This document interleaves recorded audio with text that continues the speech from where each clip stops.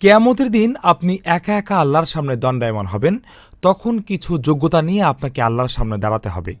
এই পৃথিবীতে থাকা অবস্থায় আপনাকে সেগুলো অর্জন করতে হবে। কি কি যোগ্যতা অর্জন করতে হবে তা আল কোরআন আপনাকে শেখাবে। আপনাকে ধৈর্যশীল হতে হবে, সৎ হতে হবে, আপনার নিজের উপর নিয়ন্ত্রণ থাকতে হবে, আপনাকে দয়ালু হতে হবে, মানুষকে সাহায্য করতে হবে, আপনাকে আপনার রবের ইবাদত করতে হবে, তাঁর প্রতি কৃতজ্ঞতা প্রকাশ করতে হবে, বিনয়ী হতে হবে। এই পৃথিবীতে অবস্থানকালীন আপনাকে এই যোগ্যতাগুলো অর্জন করতে হবে। আপনার হয়তো এই যোগ্যতাগুলো এখন নেই, কিন্তু আপনাকে এগুলো নিজের মাঝে তৈরি করতে হবে এবং এগুলোকে ক্রমান্বয়ে উন্নত করে যেতে হবে। আর মৃত্যু পর্যন্ত আপনাকে এই কাজ করে যেতে হবে। এই কিতাব আপনাকে এটাই শেখাবে। সহজ কথায়, এই বই আপনাকে শেখাবে কিভাবে ভালো মানুষ হতে হয়। যখন জন্মগ্রহণ করেন তখন আপনি ভালো বা খারাপ কোনোটাই নন। আপনাকে ভালো হওয়ার সামর্থ্য দিয়ে সৃষ্টি করা হয়েছে। আর যখন মারা যাবেন আপনাকে অবশ্যই ভালো মানুষ হিসেবে মারা যেতে হবে। যদি খারাপ মানুষ হিসেবে মারা যান, কোনো কিছুই আপনাকে সাহায্য করতে পারবে না। আপনি খারাপ মানুষ, তখন এটাই হবে আপনার পরিচয়। আর যদি ভালো মানুষ হিসেবে মারা যান, তাহলে ভালো মানুষ এটাই হবে আপনার পরিচয়।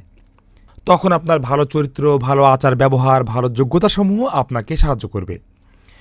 চারপাশে যত বস্তুগত জিনিস রয়েছে আপনার বেঁচে থাকার জন্য, সেগুলো প্রয়োজন, কিন্তু সেগুলো আপনাকে সংজ্ঞায়িত করে না, আপনার পরিচয় বহন করে না। আপনার কর্ম আপনার পরিচয় বহন করে। আপনার টাকা আপনাকে সংজ্ঞায়িত করে না, আপনার বাড়ি আপনাকে সংজ্ঞায়িত করে না, আপনার খাবার দাবার আপনাকে সংজ্ঞায়িত করে না, আপনার বংশ পরিচয় আপনাকে সংজ্ঞায়িত করে না। আপনাকে যা সংজ্ঞায়িত করে তা হলো আপনার কর্ম। আমরা খাই এবং পান করি বেঁচে থাকার জন্য, কিন্তু কোন উদ্দেশ্যে আমাদের এই বেঁচে থাকা? এই বেঁচে থাকার তো একটি উদ্দেশ্য থাকা উচিত। আল কুরআন আপনাকে সেই উদ্দেশ্য সম্পর্কে শিক্ষা দিবে। ভালো মানুষের যোগ্যতাগুলো অর্জন করার জন্যই আমরা এই পৃথিবীতে বেঁচে আছি। এখন ভালো মানুষ হওয়ার জন্য আপনাকে অনেক পরীক্ষা দিতে হবে। ওই পরীক্ষাগুলো ছাড়া আপনি কখনো ভালো মানুষ হতে পারবেন না।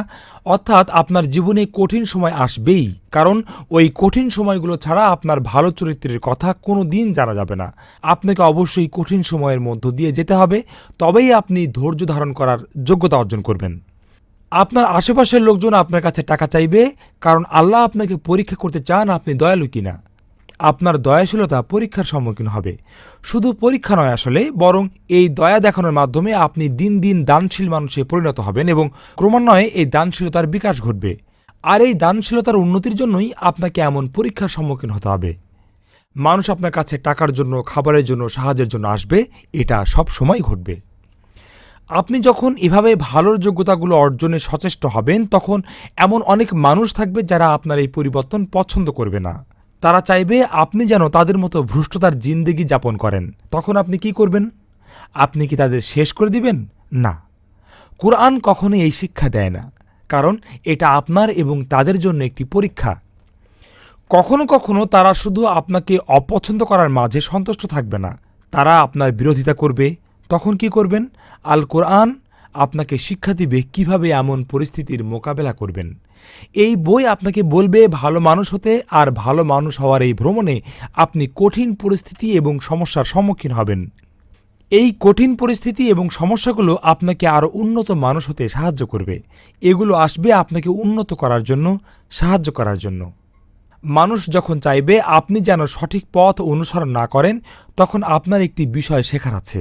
এটা আপনাকে আরও ভালো মানুষ হতে সাহায্য করবে।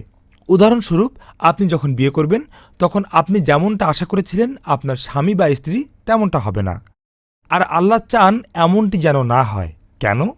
কারণ স্বামী স্ত্রী উভয়কেই নির্দিষ্ট কিছু যোগ্যতা অর্জন করতে হবে। বিয়ে একটি শিক্ষামূলক প্রক্রিয়া। আপনি এখানে শিখবেন কিভাবে একত্রে বসবাস করতে হয়। কখনো কখনো আপনার পার্টনার সমস্যায় পড়তে পারে, আপনার তখন তাকে সাহায্য করতে হবে। কখনো কখনো সে হয়তো আপনাকে সাহায্য করবে না, আপনার সমালোচনা করবে, ঝগড়া হবে, বিভিন্ন রকম সমস্যা দেখা দিবে। প্রতিটি সমস্যা আসবে আপনাকে পরীক্ষা করার জন্য, আপনাকে উন্নত করার জন্য। আপনি শিখবেন কিভাবে রাগ নিয়ন্ত্রণ করতে হয়, কিভাবে দয়া দেখাতে হয়, কিভাবে প্রতিশোধ নেওয়া থেকে বিরত থাকতে হয়, কিভাবে খোঁটা দেয়া থেকে বিরত থাকতে হয়। আপনার পার্টনারকে আপনার অনুগ্রহের কথা স্মরণ করে দিতে যাবেন না। কখনো কখনো আপনার পার্টনার হয়তো আপনাকে সাহায্য করবে না, কিন্তু তবুও আপনার উচিত তাকে সাহায্য করা। এভাবে আপনি যখন সাহায্য করবেন, তখন আপনি আল্লাহ সুবহানাহু ওয়া তাআলার কাছে একজন দয়ালু মানুষ হিসেবে স্বীকৃতি পাবেন। আর আমলনামায় যখন দয়ালু মানুষ হিসেবে আপনার নাম লেখা হবে, কিয়ামতের দিন এই লেখা আপনাকে সাহায্য করবে।